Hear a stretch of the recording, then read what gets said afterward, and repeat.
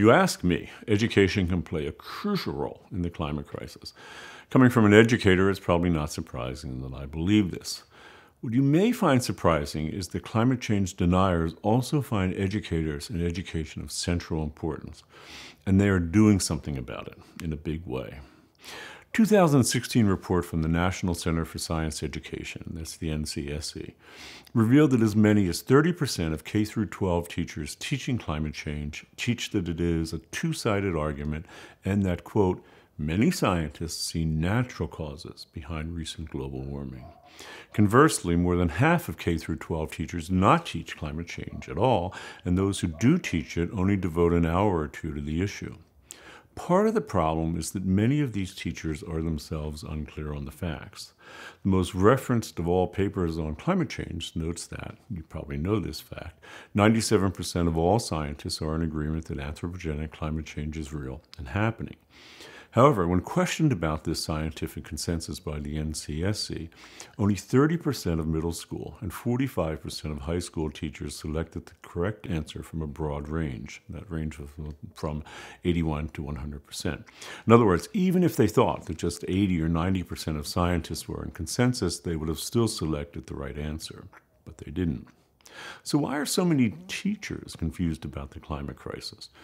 The confusion is not too surprising, as teachers have been targeted by fossil fuel affiliates like the Heartland Institute.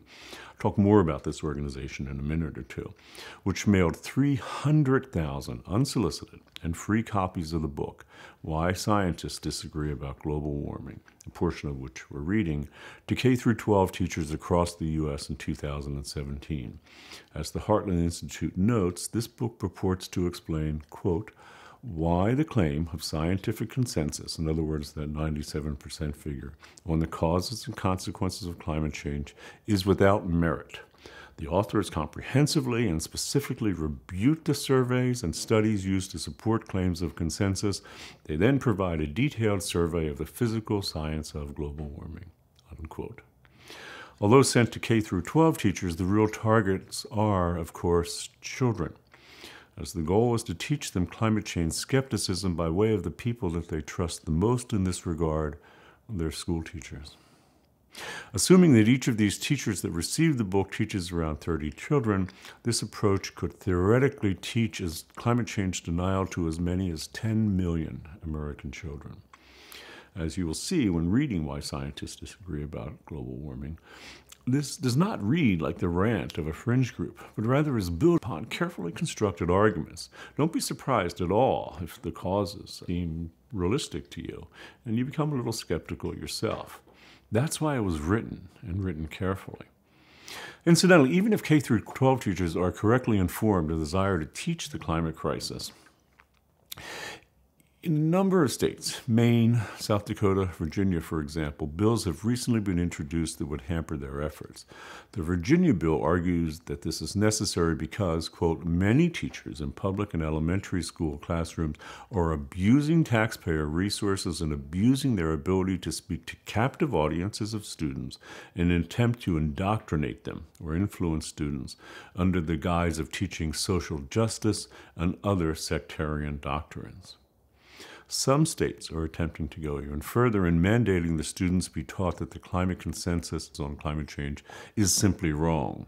A bill introduced in Montana in 2019 states that, quote, when providing educational and informational materials on climate change, the following should be observed. And again, quote here. Reasonable amounts of carbon dioxide released in the atmosphere have no verifiable impact on the environment. Science shows that emissions do not change, the carbon dioxide emissions do not change the atmosphere enough to cause climate change. Claims that carbon associated with human activities cause climate change are invalid, and nature, not human activity, causes climate change, unquote. As the book Why Scientists Disagree About Global Warming makes clear, Americans are clearly being influenced by a massive campaign of disinformation that has been ongoing for decades now, supported by a range of groups that include a number of conservative think tanks, generally referenced as CTTs, such as the Cato Institute, the Heartland Institute, and the Competitive Enterprise Institute. which are funded by fossil fuel companies like the Koch brothers and other fossil fuel interests. Dating from the Reagan administration and earlier, these groups have long seen themselves, to quote the Cato Institute, as defenders of, quote, America's heritage of individual liberty, free markets, and constitutionally limited government. In practice, the Heartland Institute, which published the book that we are reading, Why Scientists Disagree About Global Warming, has, for example, fought bitterly against issues like climate tobacco legislation, which was one of its earliest initiatives in the 1980s. At the time, it received massive funding from the tobacco industry.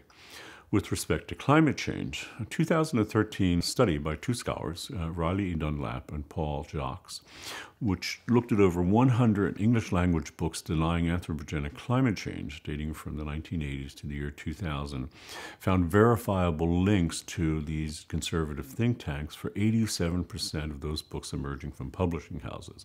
Self-published books, which are now proliferating, are of course harder to trace.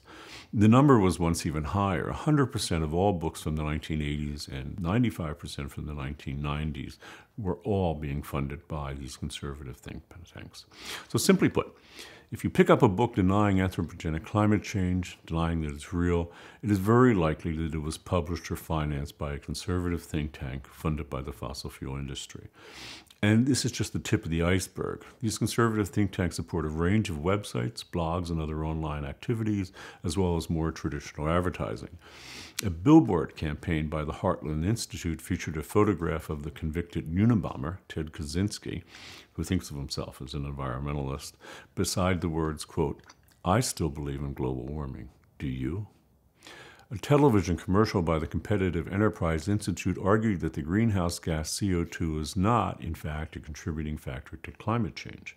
To the contrary, it is represented as, quote, essential to life. We breathe it out, plants breathe it in. They call it pollution. We call it life. These conservative think tanks also directly attack science and scientists. In response to the definitive reports on climate change produced by the Intergovernmental Panel on Climate Change, the IPCC, the Heartland Institute commissioned its own group, the Non-Governmental International Panel on Climate Change, which has produced over a dozen reports comprising thousands of pages. The book from which we are reading, again, Why Scientists Disagree About Global Warming, is in some sense similar to the IPCC Summary for Policymakers, as it was produced by the Heartland Institute in order to deliver its finding to policymakers and others. With this goal in mind, and this is quoting from the Heartland Institute website, more than 50,000 copies of the first edition were given away or sold in 5 months to elected officials, civic and business leaders, scientists, and other opinion leaders. With the second edition, from which we are reading, the Heartland Institute widened their free distribution of the book as they posted the entire book online as a free PDF, which is what we're reading from. In addition, as noted above, the Heartland Institute mailed 300,000 copies of the second edition to teachers across America. In short, Why Scientists Disagree About Global Warming is designed to make a range of individuals question whether anthropogenic climate change is real. By range of individuals, I mean policymakers, and that's, politicians and other business leaders, educators, and by extension, millions of children and others by making the text freely available to everyone as a free PDF.